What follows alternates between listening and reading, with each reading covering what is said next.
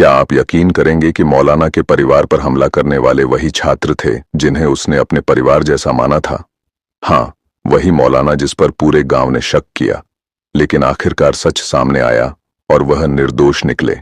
असल में इस घटना के पीछे थे दो किशोर छात्र जिनकी चाल ने सबको चौंका दिया। अब सवाल यह उठता है कि क्यों, आखिर क्या वजह थी कि ये बच्चे ऐसे खतरनाक रास्ते पर चले गए? क्या यह गुस्से की वजह थी या किसी बड़े राज्य का हिस्सा? बागपत के एक छोटे से गांव गांगनौली में वो दोपहर हमेशा याद रहेगी जब मस्जिद के पास कुछ ऐसा हुआ जिसने हर किसी को सन्न कर दिया। मौलाना इब्राहिम का परिवार, जो वर्षों से गांव में सम्मान के साथ रहता आया था, अचानक ऐसी घटना का केंद्र बन गया जिसकी किसी ने कल्पना भी नहीं की थी। मस्जिद के पास सफाई के दौरान कुछ असामान्य दिखाई दिया और थोड़ी ही देर में लोग इकट्ठा हो गए।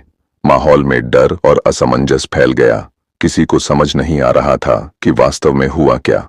लोग एक दूसरे से सवाल कर रहे थे, क्या यह कोई हादसा है या जानबूझकर किया गया काम? धीरे धीरे पूरा गांव चर्चा में डूब गया। सभी की नजरें मौलाना इब्राहिम के घर और मस्जिद की ओर टिक गईं। उसी समय मौलाना इब्राहिम देवबंद में एक कार्यक्रम में थे। जैसे ही उन्हें घटना की जानकारी मिली, वे तुरंत गांव लौटे। वहां पहुंचकर उन्होंने देखा कि पूरा गांव बदल चुका था। हर घर के दरवाजे बंद थे, लोग खिड़कियों से झांक रहे थे और खामोशी में किसी अनहोनी का डर था। पुलिस कुछ ही देर में गांव पहुंची और इलाके को घेर लिया। अधिकारियों ने आसपास का जायजा लिया और ग्रामीणों से पूछताछ शुरू की। ज्यादातर लोगों ने कहा कि उन्होंने कुछ नहीं देखा, लेकिन किसी ने बताया कि दोपहर में कुछ अजनबी परछाइयां दिखाई दी थीं। यह सुनकर पुलिस ने जांच का दायरा बढ़ा दिया। गांव में तरह तरह की बातें फैलने लगीं। कोई इसे पुरानी रंजिश बता रहा था तो कुछ लोग इसे किसी निजी विवाद का परिणाम मान रहे थे, लेकिन सच्चाई किसी के सामने नहीं थी। मौलाना इब्राहिम बेहद गमगीन थे और कुछ भी बोलने की स्थिति में नहीं थे। पुलिस ने प्रारंभिक जांच शुरू की और सबूत इकट्ठा करना शुरू किया। मस्जिद के पास से गुजरते हुए लोग रुकते और बस एक दूसरे से नजरें मिलाते। जहां पहले बच्चे खेलते थे, वहां अब खामोशी छा गई थी। हर किसी के मन में एक ही सवाल था, आखिर वह दोपहर इतनी भयावह क्यों साबित हुई? जांच की रफ्तार तेज हो गई। कई घरों में पूछताछ हुई और विशेषज्ञ टीम को बुलाया गया। गांव में मीडिया की गाड़ियां पहुंच गईं, लेकिन ग्रामीणों ने कैमरे से दूरी बनाए रखी। धीरे धीरे पुलिस को गांव के कैमरे से फुटेज मिला। वीडियो में दो धुंधली आकृतियां मस्जिद के पास जाती दिखीं। पुलिस ने फुटेज कई बार देखा और समझने की कोशिश की कि ये कौन हो सकते थे। कई ग्रामीणों ने बताया कि उसी दिन मदरसे के कुछ छात्र आसपास दिखाई दिए। इसके बाद पुलिस का ध्यान वहां केंद्रित हो गया। मौलाना ने बताया कि हाल ही में पढ़ाई में लापरवाही के कारण उन्होंने दो छात्रों को समझाया था। अब सवाल उठने लगा कि क्या यह छोटा मुद्दा किसी बड़ी घटना में बदल गया। इंस्पेक्टर ने अपनी टीम को दो भागों में बांट दिया। एक दल फिंगरप्रिंट और अन्य सबूत लैब भेज रहा था, जबकि दूसरा मदरसे जाकर छात्रों से पूछताछ कर रहा था। कुछ छात्रों के जवाब सामान्य थे, लेकिन कुछ के हाव भाव में झिझक थी। पुलिस का ध्यान उन दो छात्रों पर गया जिन्हें उसी दिन मस्जिद के पास देखा गया था। शाम तक फिंगरप्रिंट मिलान की रिपोर्ट आई और यह नया सुराग था। इसने जांच की दिशा पूरी तरह बदल दी। मामले की गंभीरता देखकर पुलिस को पहली बार एहसास हुआ कि वे सच के काफी करीब हैं। मीडिया दल बाहर खड़ा था, लेकिन पुलिस किसी अफवाह से बचने के लिए बयान देने से इनकार कर रही थी। गांव के लोग अब अधिक सतर्क हो गए थे। बच्चे बाहर नहीं निकल रहे थे और हर घर में बस यही चर्चा थी कि सच कब सामने आएगा। जांच के दौरान पता चला कि संदिग्ध दो किशोर हैं, उम्र 14 और 15 साल। यह खुलासा चौंकाने वाला था। इंस्पेक्टर सूरज राय खुद इस पर विश्वास नहीं कर पा रहे थे। थाने में पूछताछ के दौरान पहले छात्र ने इनकार किया, लेकिन साक्ष्य सामने आते ही वह टूट गया। उसने रोते हुए बताया कि वे वास्तव में उस रात मस्जिद गए थे। उनका मकसद केवल डराना था। दूसरे छात्र ने भी कुछ देर बाद पूरी बात स्वीकार कर ली। उसने बताया कि उन्हें अपने गुस्से पर काबू नहीं रह पाया। पुलिस अधिकारियों के लिए यह समझना कठिन था कि इतनी कम उम्र के बच्चे कैसे इस तरह के निर्णय तक पहुंच सकते हैं। दोनों के चेहरे अभी भी बच्चों जैसे थे, लेकिन आंखों में एक अजीब सा दर्द और आक्रोश झलक रहा था। जांच टीम ने उनकी मानसिक स्थिति का गहराई से आकलन करना शुरू किया।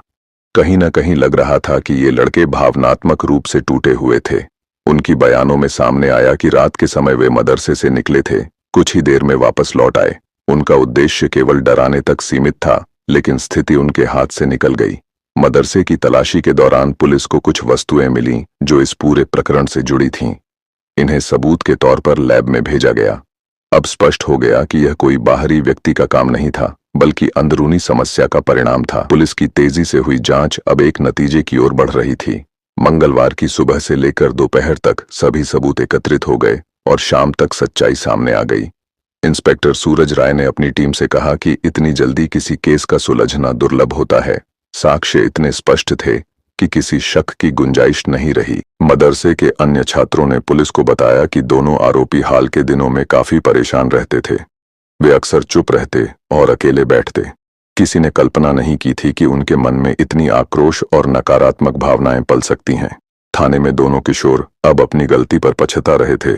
वे बार बार कहते रहे कि उन्हें नहीं पता था कि चीजें इतनी बिगड़ जाएंगी। पुलिस ने उनकी उम्र को देखते हुए उन्हें किशोर न्याय बोर्ड के हवाले करने की प्रक्रिया शुरू की। डॉक्टरों को बुलाया गया ताकि उनके मानसिक स्थिति का सही आकलन हो सके। विशेषज्ञों ने कहा कि कभी कभी इस उम्र के बच्चे गुस्से में ऐसे निर्णय ले लेते हैं जिनके परिणाम वे पूरी तरह समझ नहीं पाते। मदरसे प्रशासन ने पुलिस को बताया कि वे अब सजा की पुरानी पद्धतियों को बदलेंगे। अब छात्रों को डांटने की जगह समझाने की प्रक्रिया अपनाई जाएगी।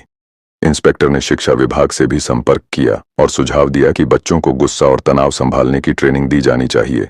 गांव में यह खबर फैल चुकी थी कि पुलिस ने केस पूरी तरह सुलझा लिया है। लोग राहत महसूस कर रहे थे, लेकिन साथ ही चिंतित भी थे कि कहीं उनकी अपनी अनदेखी से तो यह माहौल नहीं बना।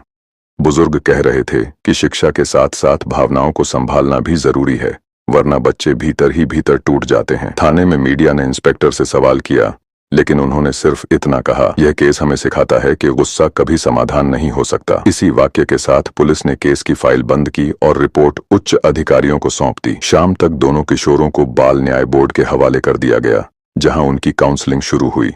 मनोवैज्ञानिक एक एक कर दोनों से बात कर रहे थे ताकि यह समझ सकें कि उनके मन में इतना आक्रोश क्यों भरा था। पूरी कोशिश की जा रही थी कि इस गलती से भविष्य में किसी और को सबक मिले।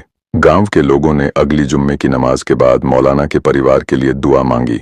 साथ ही कसम खाई कि गांव के हर बच्चे तक शिक्षा और सहानुभूति दोनों पहुंचे। मदरसे में नई नीति बनी कि कोई भी छात्र अगर परेशान या दबाव में हो तो पहले उसकी बात सुनी जाएगी, सजा नहीं दी जाएगी। मौलाना इब्राहिम ने कहा, गलती गुस्से से नहीं, समझ की कमी से होती है। अगर सही समय पर बच्चों की बात सुनी जाए तो शायद कोई घटना टल सकती है। गांगनौली अब धीरे धीरे सामान्य हो रहा था। लोग समझ गए कि शिक्षा सिर्फ किताबों से नहीं, बल्कि इंसानियत और संयम से भी मिलती है। मौलाना इब्राहिम अब गहरी खामोशी में डूब चुके थे। उनके दिल में गांव और बच्चों की यादें ज्यों की त्यों थीं, लेकिन मानसिक चोट अभी भी ताजा थी। केस की प्रक्रिया पूरी होने के बाद उन्होंने यह निर्णय लिया कि वे अपने पुराने पैतृक गांव मुजफ्फरनगर लौटेंगे। यह खबर सुनते ही गांगनौली में सन्नाटा फैल गया। लोग सोच रहे थे कि इस घटना ने गांव को हिला दिया है, लेकिन मौलाना का जाना अब एक खालीपन छोड़ गया। शाम का वक्त था। मौलाना मस्जिद के आंगन में बैठे थे और उनके सामने वह जगह थी जहां कभी बच्चे कुरान की आयतें पढ़ा करते थे। अब वहां खामोशी और खालीपन था। गांव वालों की आंखों में नमी थी, लेकिन उनके शब्द अब किसी दिल का दर्द नहीं भर सकते थे। इंस्पेक्टर सूरज राय मौलाना के पास पहुंचे और सांत्वना दी। उन्होंने कहा, हम आपकी यादों की सुरक्षा करेंगे। मौलाना ने सिर झुका लिया और कहा, अब यह जगह मुझे हर पल वह यादें दिलाती है जिनसे मैं भागना चाहता हूँ। अगली सुबह फज्र की नमाज के बाद मौलाना ने आखिरी बार गांव के लोगों को संबोधित किया। उनकी आवाज शांत थी, लेकिन हर शब्द में थकान और दुख झलक रहा था। उन्होंने कहा, जीवन ने मुझे बहुत कुछ सिखाया है, खासकर यह कि गुस्सा और अपमान अगर संभाले ना जाए तो नुकसान सिर्फ दूसरों का नहीं, खुद का भी होता है। इसके बाद उन्होंने गांव को सलाम किया और अपनी गाड़ी में बैठकर रवाना हो गए। गांव के लोग सड़क के दोनों ओर खड़े होकर उन्हें विदा कर रहे थे।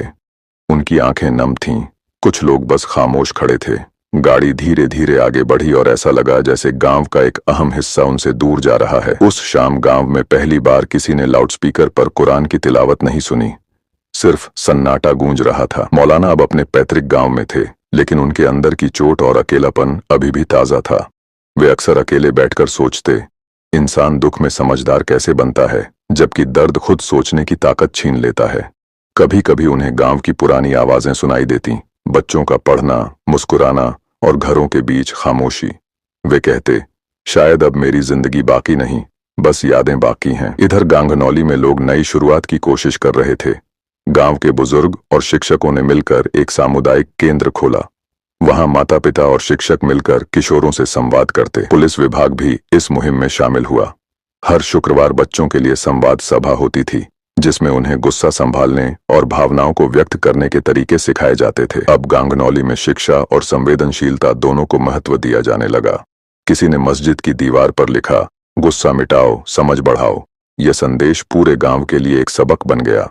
कई महीनों बाद माहौल धीरे धीरे सामान्य हुआ। नई पसंद और पुरानी यादें अब साथ साथ रहने लगीं। मौलाना का घर अब खाली था, लेकिन लोगों के दिलों में उनके शब्द और सीखें रह गईं। गांव वालों ने तय किया कि बच्चों की भावनाओं को सुनना और समझना जरूरी है, वरना वे भीतर ही भीतर टूट जाते हैं। अब हर बच्चा गांगनौली में यह जानता था कि उनकी आवाज सुनी जाएगी और शिक्षा केवल किताबों तक सीमित नहीं होगी, बल्कि इंसानियत और संयम तक फैलेगी।